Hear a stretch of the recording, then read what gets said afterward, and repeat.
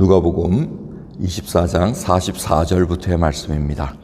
또 이르시되 내가 너희와 함께 있을 때에 너희에게 말한 바 곧 모세의 율법과 선지자의 글과 시편의 나를 가리켜 기록된 모든 것이 이루어져야 하리라 한 말이 이것이라 하시고, 이에 저희 마음을 열어 성경을 깨닫게 하시고, 또 이르시되 이같이 그리스도가 고난을 받고 제3일에 죽은 자 가운데서 살아날 것과 또 그의 이름으로 죄사함을 얻게 하는 회개가 예루살렘으로부터 시작하여 모든 족속에게 전파될 것이 기록되었으니 너희는 이 모든 일의 증인이라. 볼지어다 내가 내 아버지의 약속하신 것을 너희에게 보내리니 너희는 위로부터 능력을 입히울 때까지 이 성에 유하라 하시니라.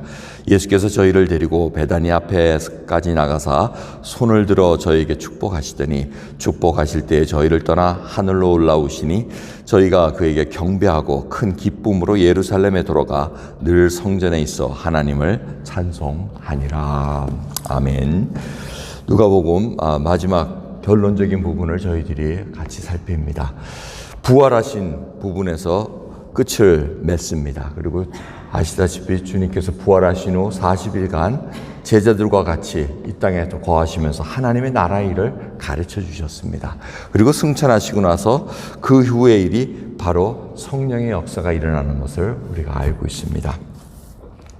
그때 주님께서 이 제자들에게 얘기할 때 모세의 율법, 선지자의 글, 시편에 다 예수 그리스도를 가리킨 거라고 얘기하십니다. 그래서 우리들이 좀 한번 살펴보셔야 됩니다. 모세 율법에 어떻게 얘기했는가? 대표적인 것만 아시면 됩니다. 대표적인 건 뭡니까? 나무에 달린 자마다 다 저주할 자라고 신명기에 하나님께서 율법을 주십니다. 그게 바로 예수 그리스도가 죄악을 담당하실 거라고 얘기합니다. 그래서 이사야서 53장을 보시면 뭐라 그럽니까?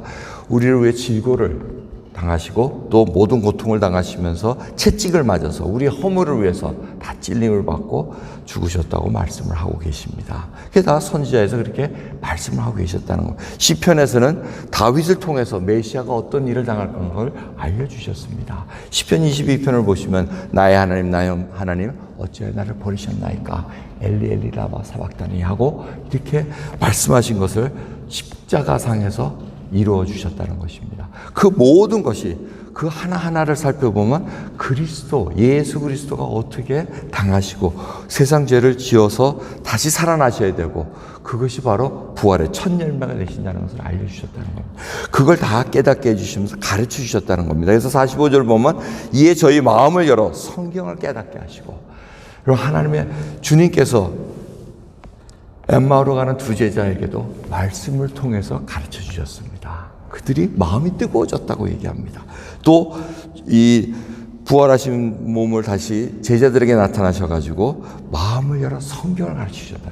여기서 말씀이 그렇게 중요하다는 겁니다. 여러분 다른 얘기 듣고 뭐 이런 걸로 그냥 옛날 얘기, 신화 얘기 이런 식으로 여러분 치부할 것이 아니라는 겁니다.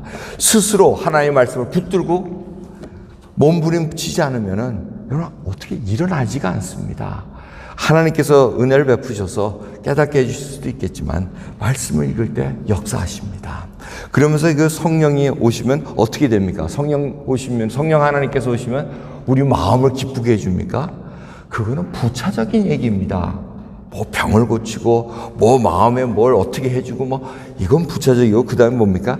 증인이 되라는 겁니다. 예수 그리스도를 증거할 수 있는 자로 자라나는 것이 바로 성령의 역사입니다.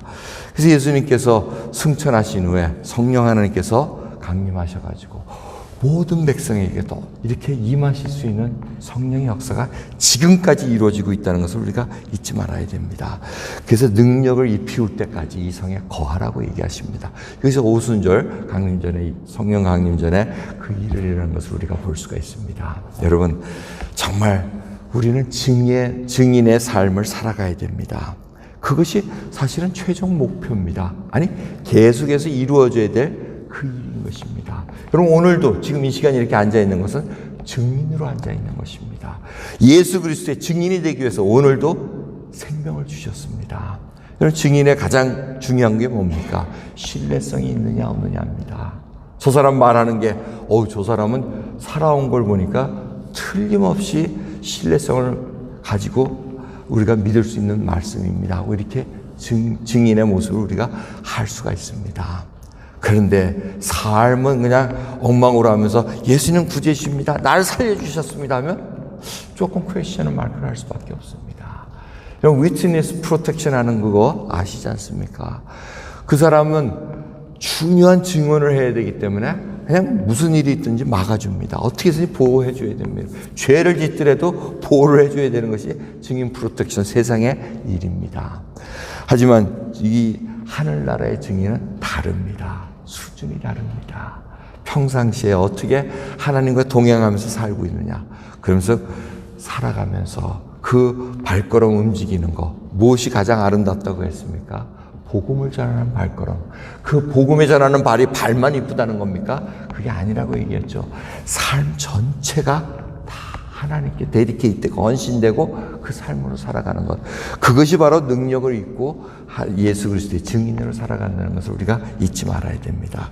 오늘 누가복음의 결론 부분까지 다 봤습니다. 그들이 어떻게 합니까? 늘 성전에 있어 하나님을 찬송하니라. 이것이 바로 증인의 삶입니다. 늘 성전에 있다는 것은 바로 예루살렘 성전에 있었다는 그 의미보다는 이제 하나님의 임재 속에 예수 그리스도 하나님, 성령 하나님, 이 삼위일체 하나님과 함께 더불어 산다는 것입니다. 그러면서 우리의 입술에서 찬송이 끊이지 말아야 됩니다. 여러분, 찬송이 끊어지는 순간, 찬송이 나오지 않는 순간 우리에게는 이 믿음 증인의 삶에 적신호가 왔다는 겁니다. 마치 건강에 적신호가 오듯이 우리 영적인 삶에 적신호가 왔다는 겁니다. 감사가 끊어지고 찬양이 나타나지 않으면 우리에게는 뭔가가 이상이 생겼다는 것을 알려주신다는 겁니다. 오늘 증인의 삶으로 살기 위해서 하나님께서 능력을 보여주시고 오늘 이 시간 살게 해주셨습니다. 우리가 어디로 가야 될 거는 여러분들이 더 잘 아십니다. 기도하겠습니다. 하나님 감사합니다. 오늘도 살아갑니다. 주여, 의를 위해서 핍박받는 자가 오히려 주님께서 기뻐하라고 말씀하셨나이다. 증인의 삶에는 고난이 따라온다는 것을 알게 오늘도 하나님의 능력, 성령 충만을 받지 않고서는 우리가 살아갈 수 없음을 고백드리오니 주여 인도해 주시고 성령 충만케 해 주옵소서. 감사드리며 우리 예수 그리스도의 이름으로 기도드렸나이다. 아멘.